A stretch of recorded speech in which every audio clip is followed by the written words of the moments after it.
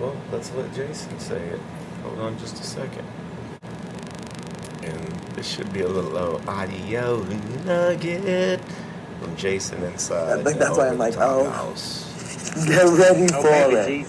Baby Jesus. I honestly can only imagine. I can honestly only imagine if, like, you do get sent home and, like, what the stuff you're going to be saying about people on the live feed is going to obliterate these bitches. They're going to lose their job from the shit I'm talking about them on the internet. That's what I'm Not about sucking dick in the jacuzzi. I'm just like, you realize that Jayson is, like, a, like, live feed watcher. Like, if he goes home, like, he has so many people, like, listening to his opinion on live feed, like, America picks who wins. Jason's gonna be like, alright, pick Sonia. You have no idea. Yeah. There are very few people that are going to have positive comments from me. And that's why I'm going to send some on my way out. If I get out of here and I find out you're talking shit about me, I'm going to come to fucking wherever the fuck you live, whatever M state that is. She's like, I don't know nothing about you, even though I'm pretending to be your friend. Guess what? Hey, Danielle. I'm gonna be like, Julie's gonna be like, actually, Jayson didn't like you the whole time. How do you feel about that? I'm like, I just really loved him. That really hurts my feelings. Like, I don't give up. Anyway, okay, enough of that. What the fuck? Anyway, I'm just talking about, hey, do you really want Jayson Roy outside the Big Brother house at this point in the game with his pool, with all of you guys out there that happen to be his fans, helping him to control what's happening inside the game? Because I don't think that's a very good play for Monty right out of the gate. Now, I think that them saying that he's definitely a tough player, right? A force to be reckoned with, if you will. But they say to keep your friends close and to keep your enemies closer. And by that being said, let me just talk. After watching Big Brother for a little while, my strategy would be to have a double alliance. My plan would be to have my strategic plan would be to have a double alliance. One of them would be a big alliance. It would be like, let's say, 8 people. And inside that 8-person alliance, I would have the inner circle. The inner circle would consist of who I would want to take to the final 3. And between us 3, 2 of us, and maybe all 3 of us, right out of the gate, we're going to act like we just hate each other.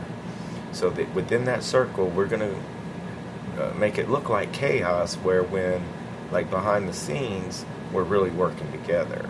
So that automatically people think that we're on different sides, so that whenever the 8-person alliance, when we finally have to start picking those guys off, you know, we can look like it's turmoil and all that kind of stuff. Anyway, just an idea. And it could just be the Wildcat energy drink and the chocolate cake talking right now. So Jayson, Danielle, and Cornbread are on the block. The power of veto, the veto vault. The veto vault is a 4-digit code. Playing in the veto, we have Monty, Danielle, Jayson, Cornbread. And then picked, that got drawn, were Alex and Whitney got drawn to play. And guess what, guys? That's right.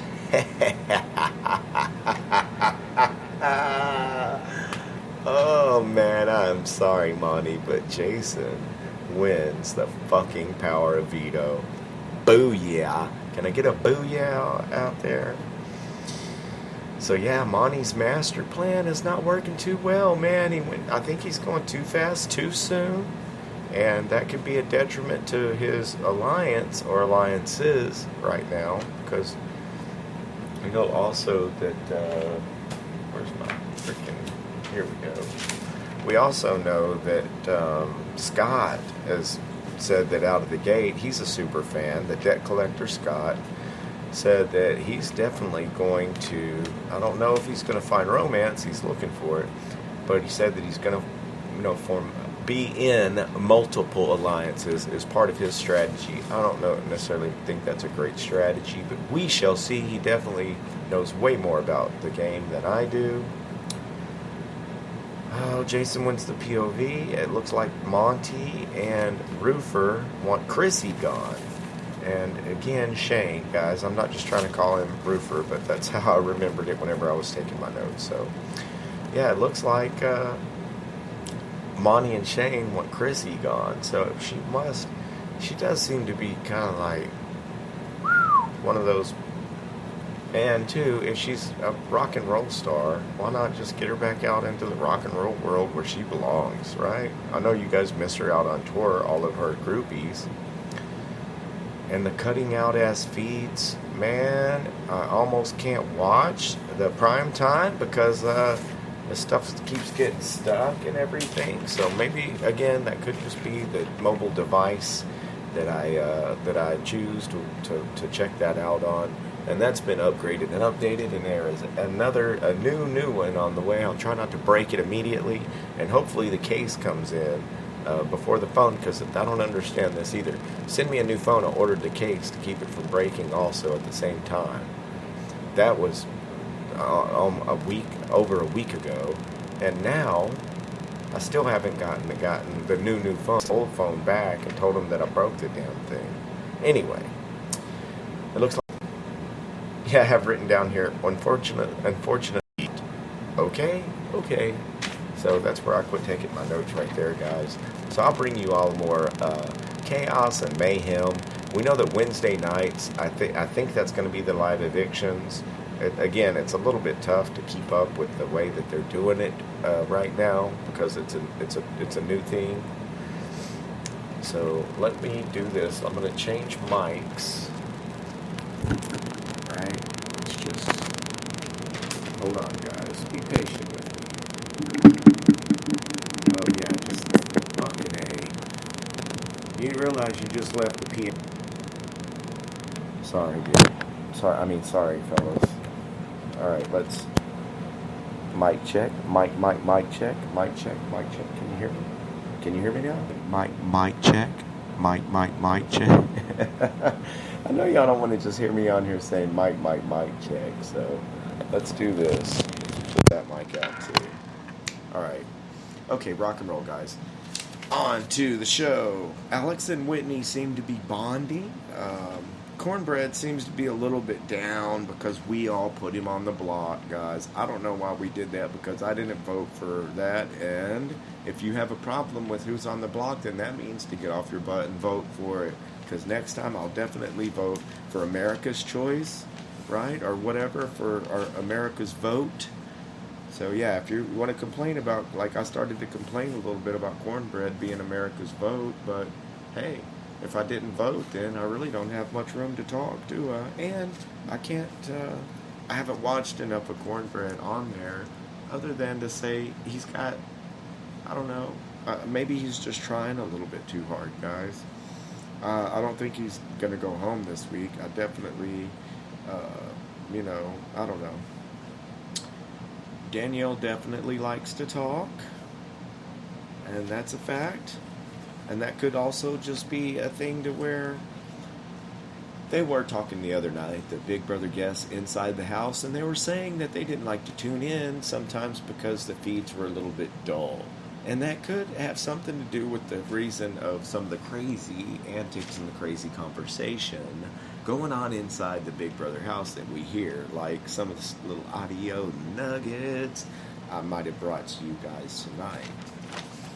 So check it out. I'll check out the live feeds and the updates and the spoilers and all that kind of stuff. And right at this point in the game, who is playing the best game? What do you guys think? Right now, my favorites I really like, okay? I like the Alex and Morgan team. And then you put Whitney into that equation. And if they could be the first real woman alliance, they can move mountains in that Big Brother house, because the guys have already figured out that they need to stick together right out of the gate. So the girls need to figure that out real fast. They almost did it on 18, man. They tried, but the cattiness got in the motherfucking way. You can't let that happen. Justin's cooking for people and charming people. and he's got that voice that people like to listen to, and he's telling some interesting stories, so you got to give him credit. Chrissy, I think she's she's coming in hot, and it might send her out the door this week. I don't know. I'm not so sure who they put up, if they even have put anyone up to, or if they've had the POV to where Jayson's actually pulled himself off the block yet. It's 10:33 p.m. and I definitely have a live podcast to do after this. Hey, you can always check that out too. It's called Robcast Live. I do it late at night. We talk about rock and roll, drag racing, all kinds of crazy stuff, old school stories, hometown stories. So yeah, if you want a little taste of Brazoria County, check out Robcast Live. Neely is I think she's flying under the radar a little bit. Cornbread, we put him on the blog, so who knows? Danielle, she likes to talk. She's talkative. She's talking a lot. Monty, I think he's overplaying the game a little bit. I think he's doing the Frank. I think he's trying to win the game before, you got to start moving some chess pieces and protecting, things before you win the game. And I think that, I don't know, Jayson's going to stay in the house, and it would be very interesting to see if the All Access crew make the next HOH something, the next head of household competition, something that's formatted for Jayson. I think that would be pretty interesting. So yeah, again, I like Alex and Morgan together. What else can I say about them? Scott's doing a good job. He's already in a couple of alliances, so maybe he will also find romance in the house. Shane, I don't know, man. Again, the way that the young men talk around there, like campfire talk, again, maybe they just don't know that it's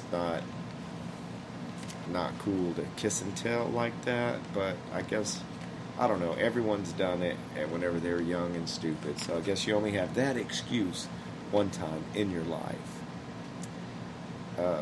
Shelby, like I said, I think I got kind of a bad first impression of her, and I think she's going to revamp her game, and she's going to tighten it up and buckle it up and see what she can do to make a great second impression. I mean, come on. Some people are just bad at giving first impressions, and some people they don't know how to take you. She's got a different voice. She's definitely a pretty chick. I mean, she's thin, she's athletic, she's got a nice body. It's just maybe she's one of those people that you got to get to know a little bit before you understand really what the hell they're talking about. Because I think she does. The big brother over the top, rocking and rolling for it looks like about another 9 weeks, and we shall see what kind of crazy antics and all that kind of stuff is happening. Who do you think's going to go home on? I'm not so sure who might go home on Wednesday, but guess what, guys? Because I don't even know if this microphone's working right now, I'll do the playback, we'll check it out, and I'll, like I said again, we're constantly on the advance, we're constantly trying to move forward and bring you guys better programming, so follow us at Spreaker Podcast, on Twitter. You can listen at any time on YouTube, on Twitter, on Facebook, Robert Cole, in parentheses. And again, you're welcome to text anytime, 979-331-5193 for any suggestions that you might have for the show. And our email, guys, robcast@gmail.com. That's radiorobcast@gmail.com. So y'all have a really badass evening and an even better tomorrow. I am Zombie, and I'm out of here for the evening. Thanks again.